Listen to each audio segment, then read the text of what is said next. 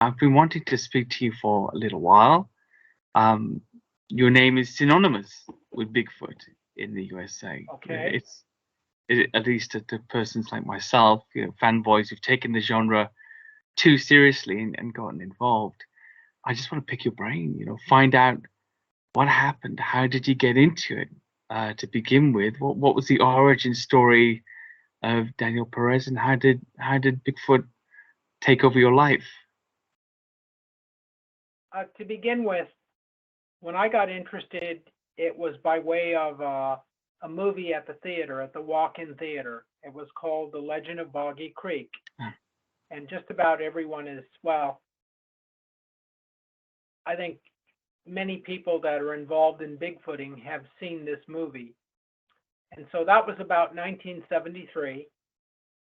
And I was with my older brother and my older sister. And in 1973, I was about 10 years old.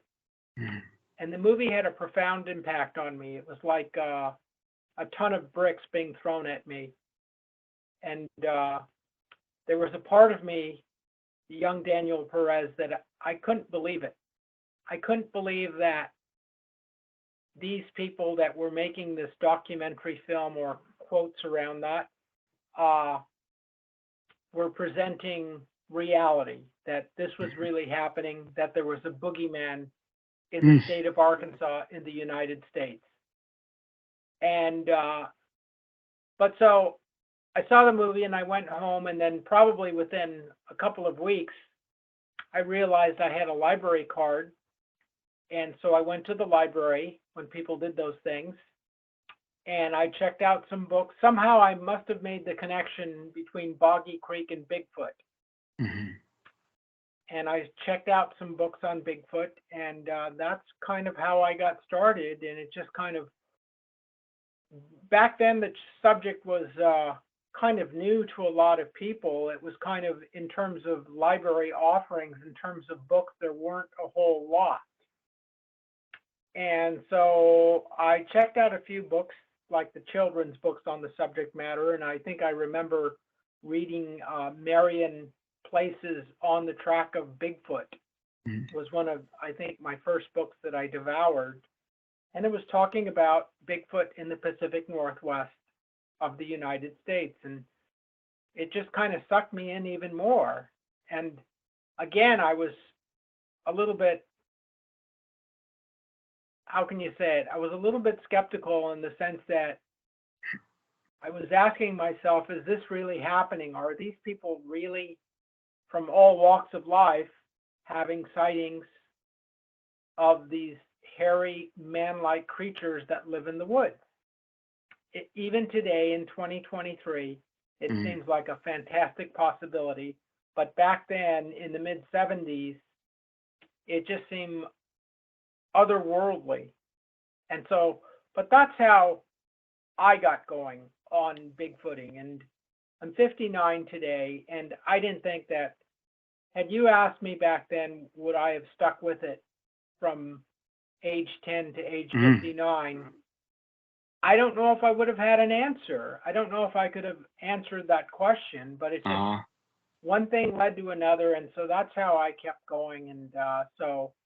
And just last month, we celebrated 25 years of publishing a physical paper newsletter called the Bigfoot Times that goes worldwide.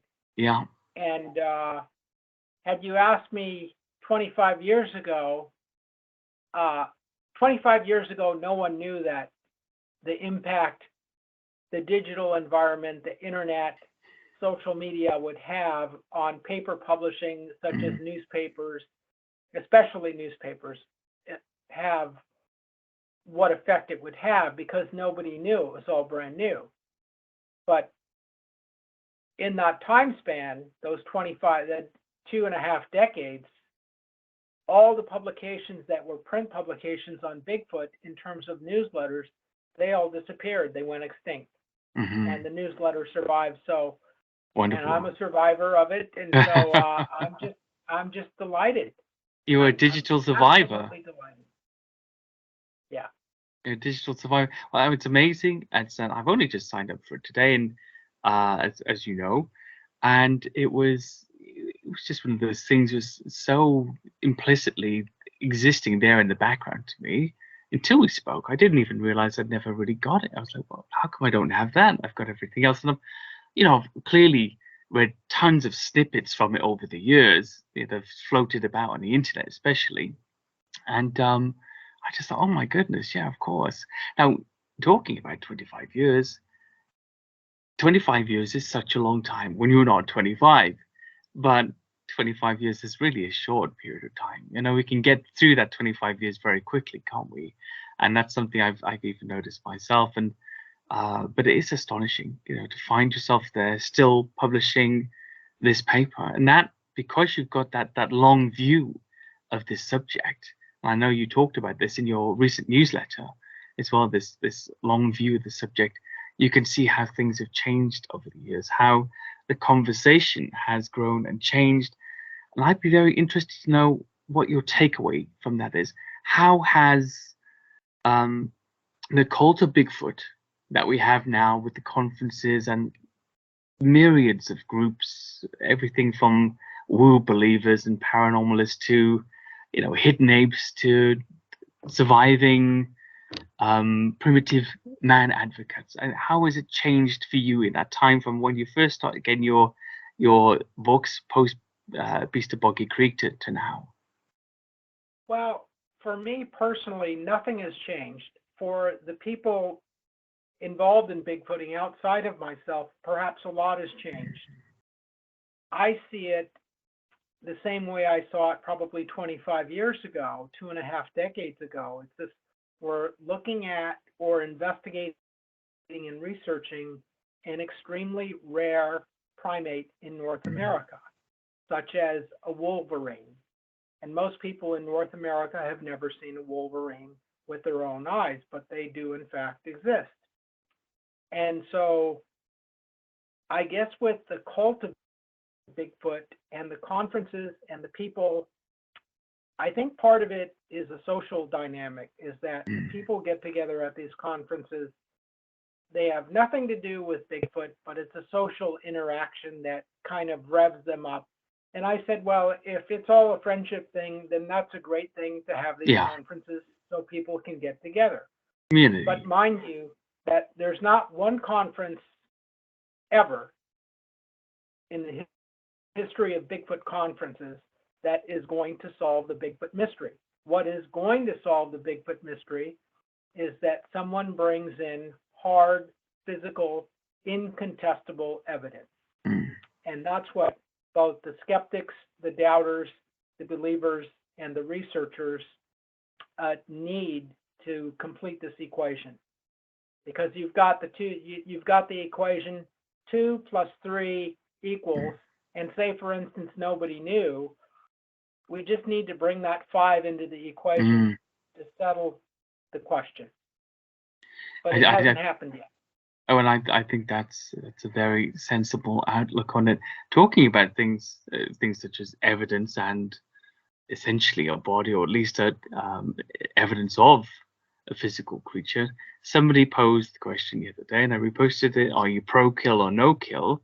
To which I answered that entirely depends upon the situation.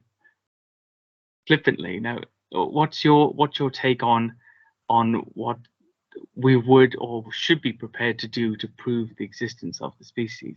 Well, let's just put it this way, that in recent years, science has introduced this thing called eDNA, environmental DNA. And outside of environmental DNA, you take it a step back, and what's been collected for many, many years or many decades here in North America is alleged hair samples of Bigfoot. So that's physical from the subject itself. And so there have been positive results in the sense that some of the hairs that have been studied have come back completely unclassified. They can't match them to anything, but they said, well, it resembles a gorilla or it resembles a man. But just looking at a strand of hair under a microscope or publishing it in a respected journal, that is not evocative. It's not provocative. I don't think that's going to be the go juice that's going to sell the scientific community saying that this strand of hair proves that Bigfoot is real. Yeah. I think you're going to need a hell of a lot more horsepower to make the case. And when I say that, I mean that either a substantial piece of a body or the body itself. Mm-hmm. So getting back to that question, am I in the camp of pro kill, no kill? In a way, it's an irrelevant question, because if you look at people who poach deer in North America without a hunting tag license, they don't care whether it's deer hunting season or not. They'll go out and kill one. So the same thing can be applied to Bigfoot. It's just like whether there's a season for killing a Bigfoot or not, it's irrelevant to them, because they're going to go out and do what they want to do. Yeah. So having a scholarly argument on that subject, to me, is just a waste of breath, because it's not going to make any difference to say a hunter in Canada who wants to go out and kill one, or the poet in Southern California, or who says that, oh no, we should protect them and blah blah blah. It doesn't stop the guy in Canada who's a bloodthirsty killer and wants to go get one. But as we can see, even in the first month of 2023, no one has actually done that. And so it's kind of an irrelevant question. I mean, on that subject, actually, of Bigfoot evidence, of course, we have the very famous Patterson Gimlin footage, which I won't drag you into today, but everybody talks about that, and Bob Gimlin is still around talking about his sighting and doing the conferences, and being a good advocate for that. And I remember seeing in 2018 Jeff Meldrum's presentation on, I think it was then the 51st anniversary, I can't remember. And so if it was he actually presented then that evidence. I think it was his film was based upon the original cut, I think he got from the widow, and he mentioned at that time, this is hotly disputed evidence, and yet it can't be disproven. Any evidence that's any less than this from a photographic, from a filmographic point of view, is no evidence at all.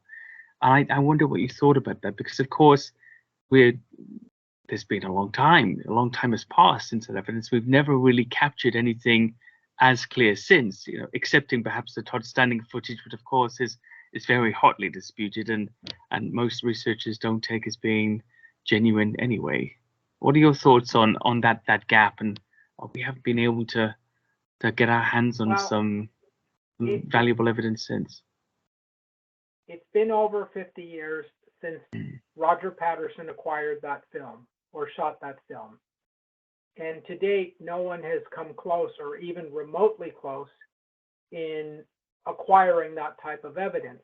So what Jeff said, Dr. Jeff Meldrum said in 2017, October of 2017 would mark the 50th anniversary of the film, is absolutely correct, in the sense that anything less than the PG film, as I call it, Patterson Gimlin, anything less than the PG film in terms of visual clarity should not be accepted as evidence, because what you see there is shot in broad daylight, and there's no trick of the camera or anything like that. And for me, having researched and investigated the film, both at the film site and all the circumstantial data that surrounds the film, there's no question in my mind that what you see on that piece of film, that is comprised of about 954 frames in the whole film,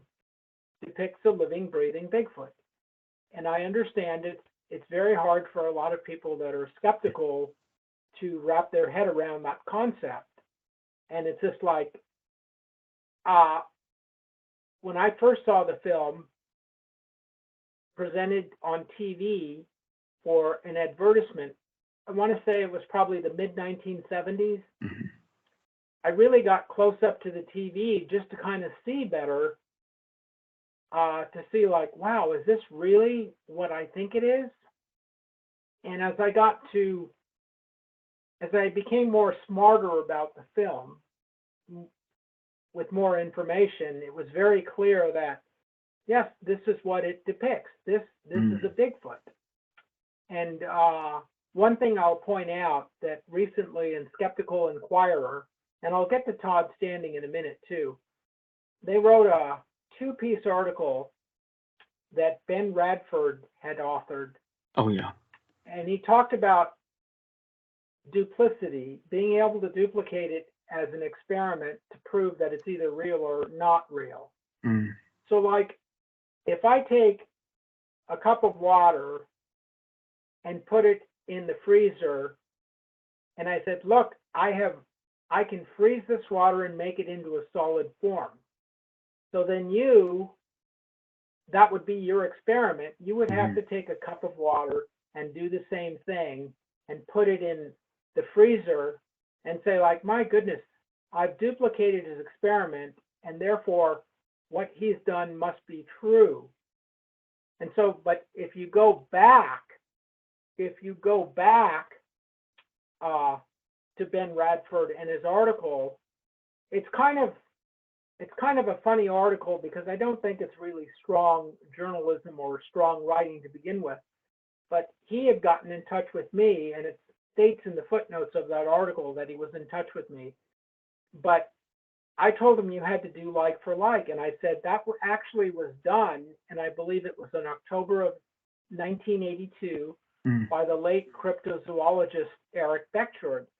He took a Kodak K100 movie camera fitted with 16 millimeter Kodachrome film down to the same film site, and he took with him a man with a gorilla costume to try to duplicate the film. Now, I've never seen this piece of footage, but a colleague of mine who's since passed on, Warren Thompson from Redwood City, California, did see this film. And he told me in summary, it was like night and day compared to the PG film.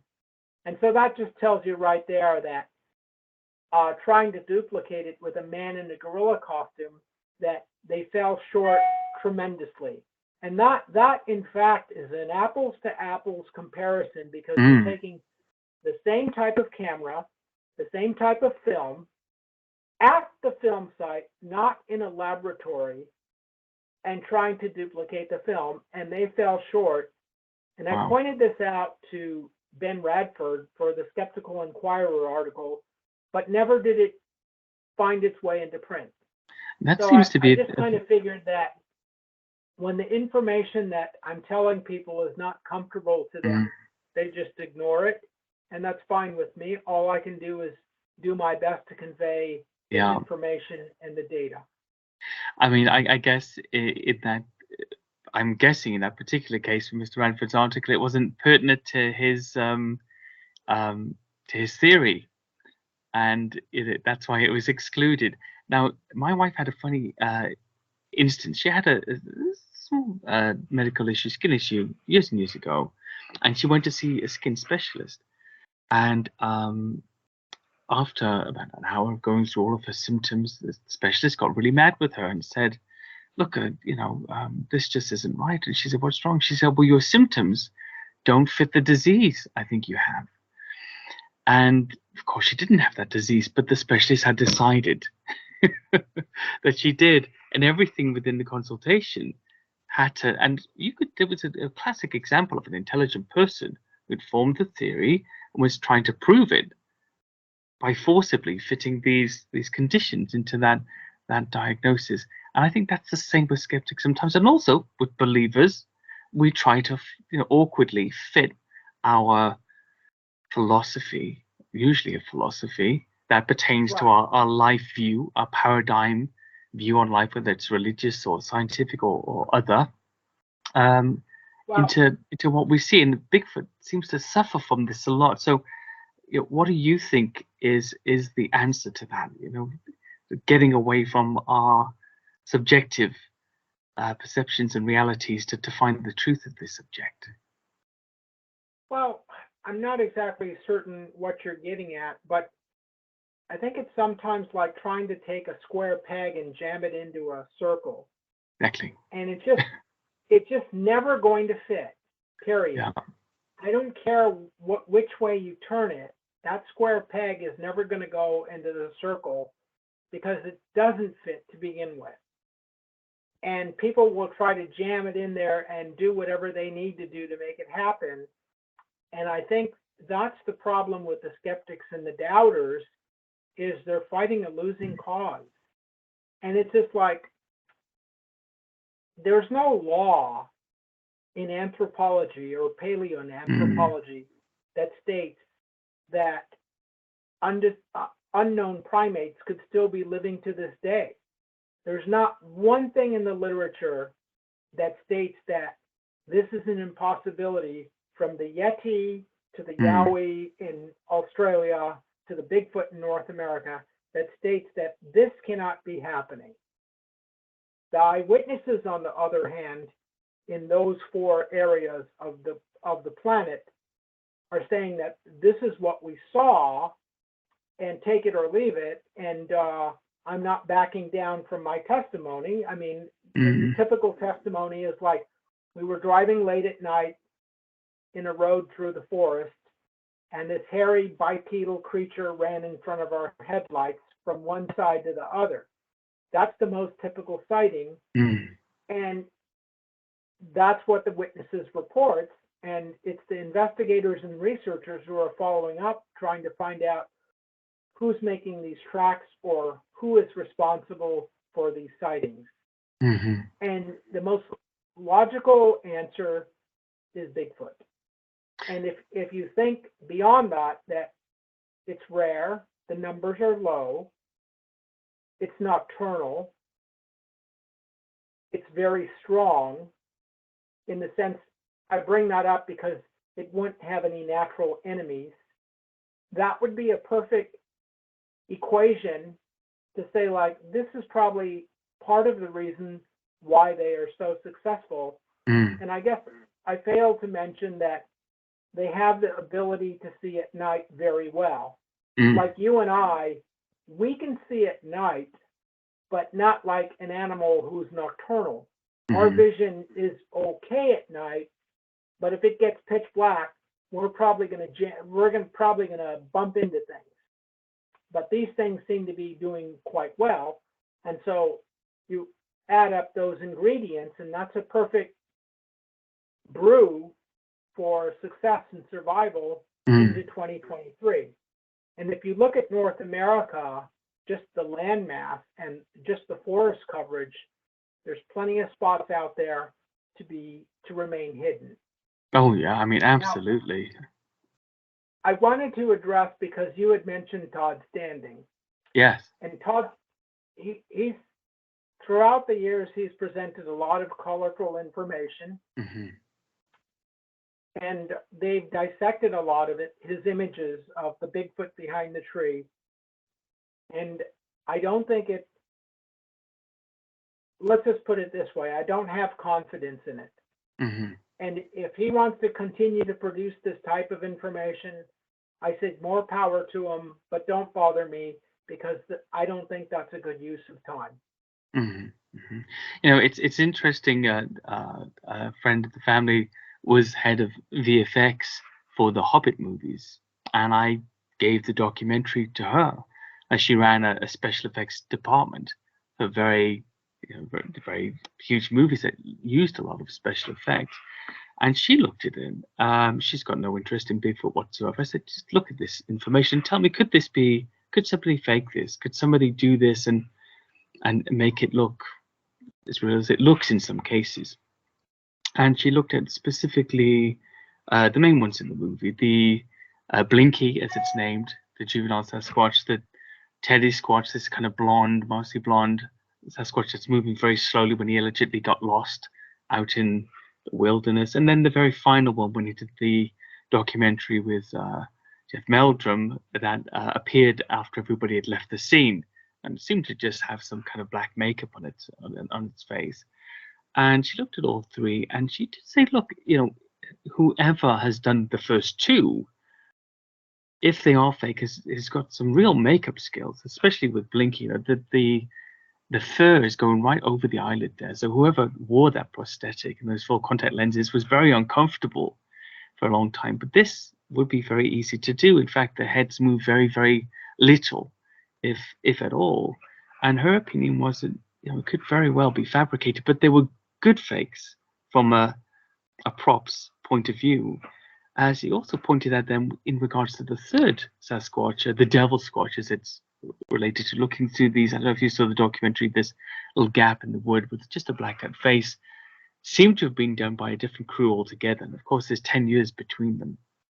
And I did wonder then, are we looking at something that was done quite well at the beginning, and after 10 years of slogging away to try to get the documentary going, you don't really have the same talent to complete it for your final sighting? Is this what we're looking at? And I think your take on it is very revealing, that you don't really have time to give to it in that case. And that's a shame that people out there do that. But I would suppose that they think there was some financial incentive in completing that kind of work. I suspect Todd Standing will produce more of the same in the future. Oh, really? And that's your first warning sign, or your first red flag to move on. Yeah, exactly. I call it snake oil. I mean, it's just like when he first came onto the scene, John Green's daughter, who was grown at the time, I think they had shown a video, or we're going to show a video in a province outside of British Columbia, in a eastern province. And she went to go see it and called her dad, and she says, don't bother, it's all fake. And so that's when John Green, the late John Green, Bigfooter, kind of moved on from Todd Standing. Okay. And I think he even went by a different name back then. But I don't know, because I don't pay a whole lot of attention to it, because again, it's just like, I don't consider it a good use of time. Okay. And, I would say the same thing to people who are trying to invest in crypto. And I think, you've seen what happened with crypto just recently. Oh, yeah. And I tell people on my Facebook page, I said, the only crypto you should be dealing with is cryptozoology. Exactly. Well, me and my wife had the same conversation. I said, look, if when there's spare money, we'll buy assets. I'm not using my real money to buy air, fake electronic air. I want to spend on real physical things that are worth something, that I can sell later. Moving on from Todd, I wrote a book recently, and looking at different types of hairy humanoids. I call them, because there's some ambiguity for some of the types around the world. But in the case of Bigfoot-like creatures, there are many other types listed around the world: the Yeren, the Yowie. There's apparently a European version, the Woodwoes, and so on and so forth, the Almas, the Almasti. Do you think that these are varying species, varying types of one species? For instance, we have various kinds of bears, polar bears, black bears, grizzly bears, but they're all definitively bears. Do you think we're looking at that with these hairy humanoids around the world, or are there several species perhaps are closely related? My guess is that we are probably looking at, and it's a hard stretch, especially coming from someone who's not part of academia. I earned my living as a union licensed electrician.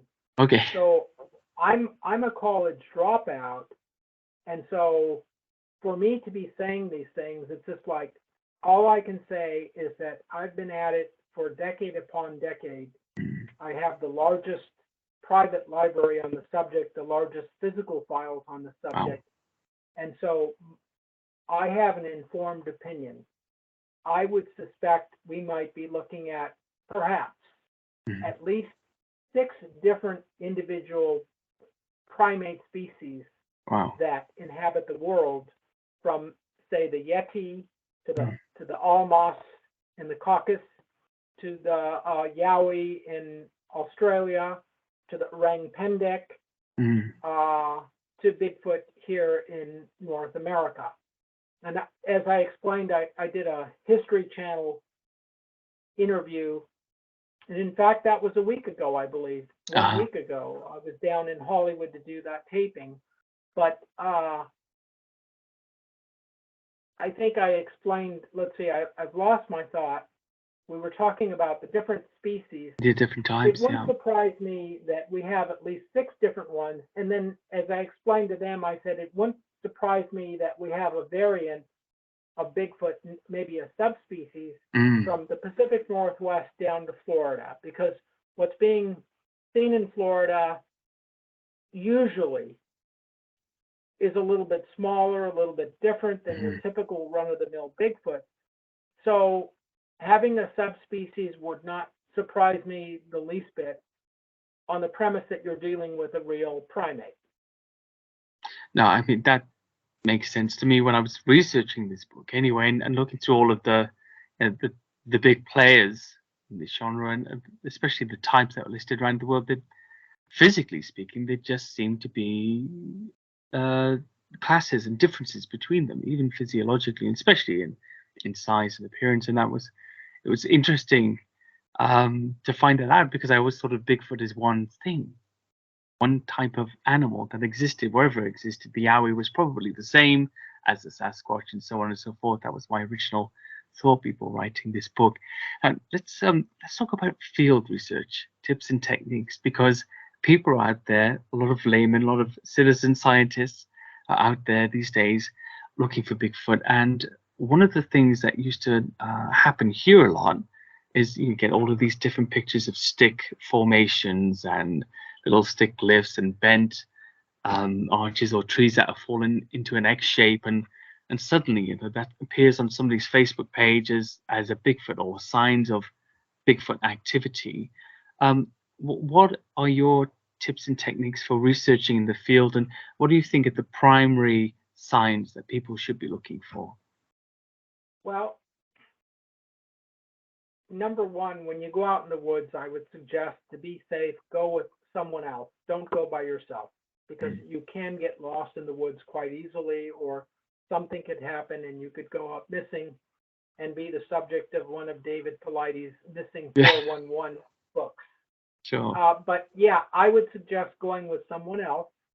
I would say, as Rene DeHinden used to say, the Canadian Bigfooter, is you want to carry your camera with you at all times. And when I say that, I mean if you're using the porta potty or having to relieve yourself somewhere, that you still have your camera around your waist, or you have your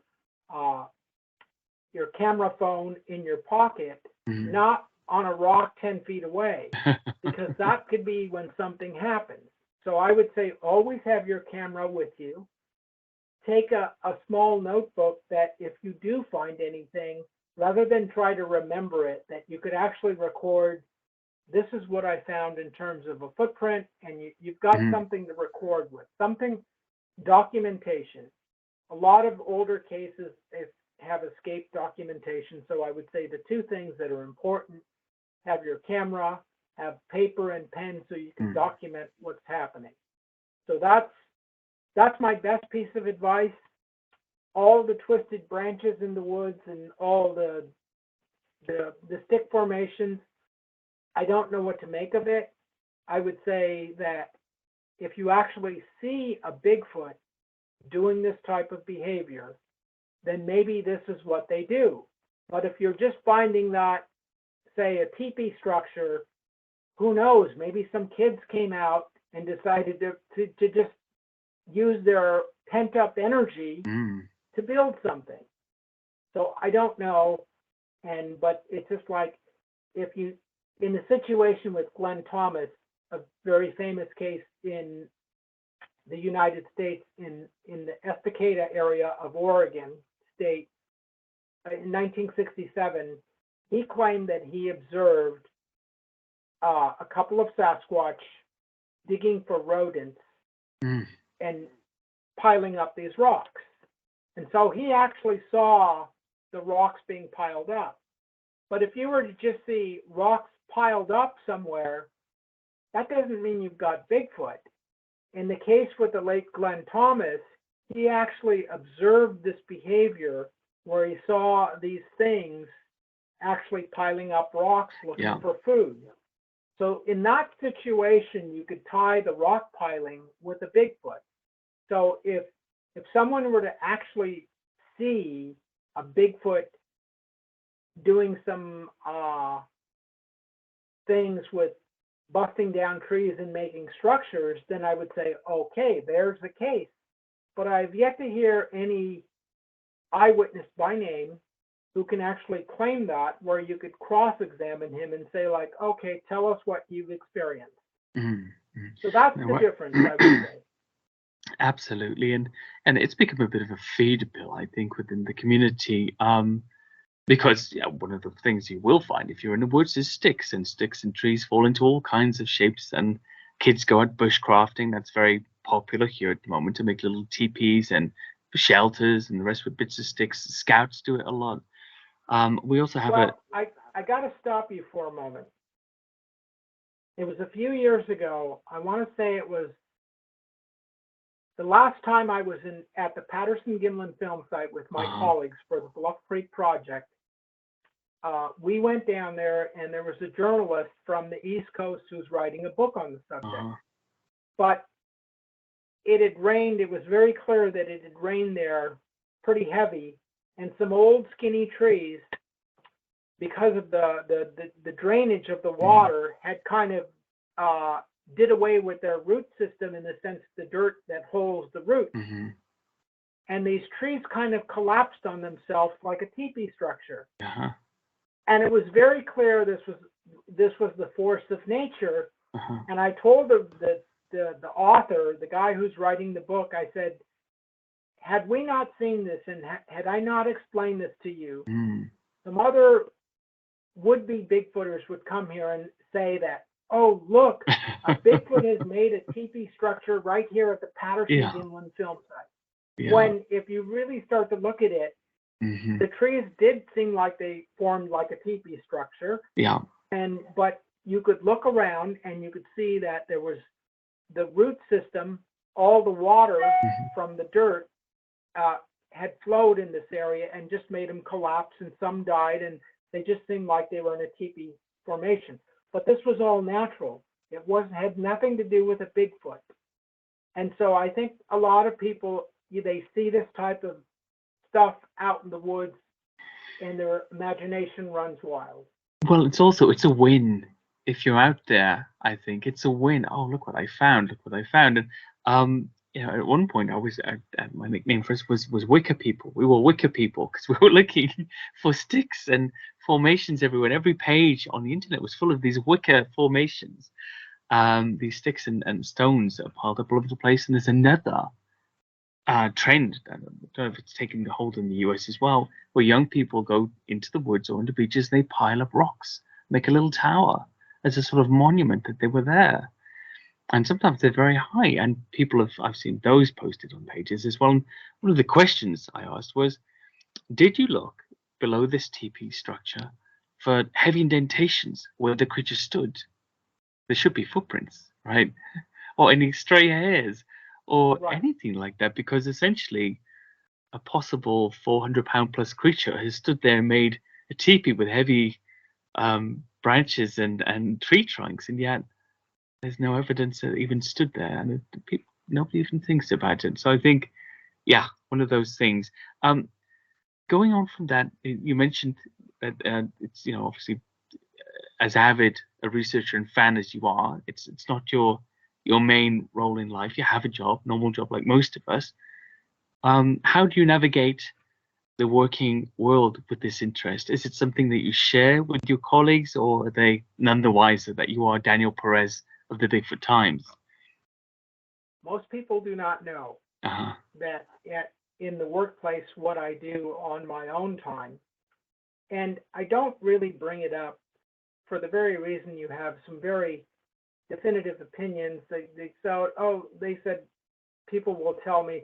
I saw something on TV that Ray Wallace confessed that he was the Bigfoot, or he had made all the tracks.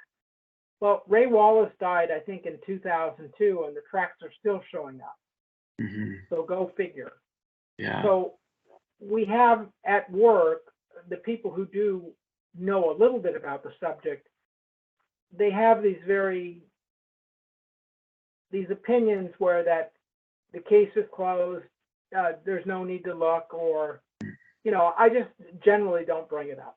I bring it up because there's, in my own time with my own newsletter, with people who are interested in the subject, because there's an audience that I think that's intelligent, that wants to read about it, wants to read and study, and know things a little more in detail rather than the superficial. I'm Ray Wallace, and I left all the wood. I made wood stompers and left all the Bigfoot tracks in Northern California, and I started the mystery. Blah blah blah. That may have been good for one incident, but after he passed away, it's just like, well, then how do you explain all the tracks since that time? Oh, he's got like a whole bunch of proteges out there, right? Trained up in secret. Yeah. So yeah, I generally don't bring it up at work. I just bring it up on my own personal time, like I'm doing with you. And well, exactly. Consequently, there's an audience there of people who are hungry for this information. So I said, focus on the people that are interested in the subject matter and realize that, as far as I'm concerned, this is one of the biggest scientific questions on the planet. You and I are humans, Homo sapiens, and it's just like, is Homo sapiens the only example of this primate on the planet, or is there more out there that we are mostly unaware of? And so that is a real question. I think it's a beautiful question in the way, because it gives hope to us that there is more to be discovered. And what a lot of people, I think, don't realize, especially about the USA, is just the sheer amount of unpeopled, untenanted land that there is, and forest, unexplored forest in your part of the world. I had this awe-inspiring experience when I landed at Atlanta airport one time, and I just looked out into this forest that was stretching out as far as the eye could see. And I said to somebody on the plane in America, "Oh, what's that forest called?" "Oh, no, I don't know. That's nothing. That's just some forest." But from my British perspective, it was endless. And yet it was just a scrap of land in his view. And I thought, I'm sure that bit of forest hasn't been thoroughly explored. And when you get to the Pacific Northwest, there's planes that have gone missing, jumbo jets, they've never found them. That's the kind of forest we're looking at. I think once people can have a concept of that, and especially a concept of how most countries exist in population centers. A lot of the US is untenanted, isn't it? It's open land. You know, how can we? Well, once they get a concept of that, they can suddenly at least perceive of the fact that something like Bigfoot has the opportunity to survive undetected, especially if it's in smaller numbers. Just before we finish, I think, you know, it's important to think about the future of Bigfoot. You know, what is the type of evidence, we've talked about this already, that we need to conclude that this species is a real species? And do you think we're looking at a future in which Bigfoot is discovered? Yes. And I think one of these night scopes that most of the Bigfooters are using, I think that's a game changer, in the sense that if you continue to do it, that you're probably going to have success in finding something, because that kind of levels the playing field, in the sense that it allows a person to, quote unquote, see in the dark, see in the night. And when you have that opportunity, again, it levels the playing field, is that you're able to see almost as good as whatever is out there that's probably looking at you. And so that's a big, to me, and it just, I think it just has to be utilized more. But even still, I think it was in 2012, Stacy Brown Jr. and Sr., who's now passed away in Florida, got thermal video of a Bigfoot. And that was very compelling as far as I'm concerned. I know just maybe last year, early last year, they got some interesting thermal video from Australia. And again, that was nighttime. And so I think that's quite interesting, having those thermal devices where you could see at night. It might be a game changer. And so I think it's inevitable in the future, I don't know when, that we might see a real answer to the question. Mhm. No, absolutely. That Australian footage was remarkable as well. The Yowie Hunters team, I think Dean Harrison and some of those other guys, they're just doing amazing work out there. The Yowie sightings seem to be so prolific. At least, I mean, they're descriptive and they're delivered in that matter of fact Australian style by the witnesses, where there's no flowery "it was a dark night" kind of details. They just jump straight into how the creature looked and what it did, and I think some really great descriptors there. Let's just let people know where they can get the Bigfoot Times before we go, and how they can support the work and keep everything going. Well, if you're interested in a physical paper publication that's mailed worldwide, just go to BigfooTimes.net, which is the name of the website. And like I said, we're not going anywhere. We've been doing this for over 2.5 decades, 25 years. We've just celebrated with the December issue, the 25th anniversary of the newsletter. And so now we're going into the next 25 years. And so I'm actually working on the January issue right now. So that'll be mailed out to the readership quite soon at BigfootTimes.net. And there you could sign up either for if you're in the United States or worldwide. Amazing, amazing. I've just signed up as well myself, and it's next to nothing. They're basically asking for next to no money for an awesome newsletter, which covers every single aspect of Bigfooting that there is. Yeah, and so what I'm doing with the newsletter now is all the previous newsletters, the cover of the newsletters are being posted to the website, so everyone can see every newsletter that's ever been published, the cover of it. And so that's my latest project. And the other project I have going is making the largest compilation of all Bigfoot books in the world. And now we're a little over 1,000, and you could visit all those books on BigfootTimes.net too. It's called Project Bigfoot Books. Wow. Every single Bigfoot book that's ever been published, whether it's a major publisher or self-published, fiction or nonfiction, it's all there. And if it isn't there, we're looking for it to try to list it, because no one has ever embarked on this type of activity. So I decided to give it a go. Amazing. And do you read them all? I don't have time to read them No, all. don't. In fact, I have just recently, I think, 4 books that have been sent to me for review. Yeah. And so I try to read when I have time. So I still review them, but since I've seen so much of the Bigfoot literature, I try to go read what I'm not familiar with. The stuff that seems to be already covered in other books, I kind of skip over it. Yeah. Well, of course, I guess in that sense, you know what's coming. You already know what's coming.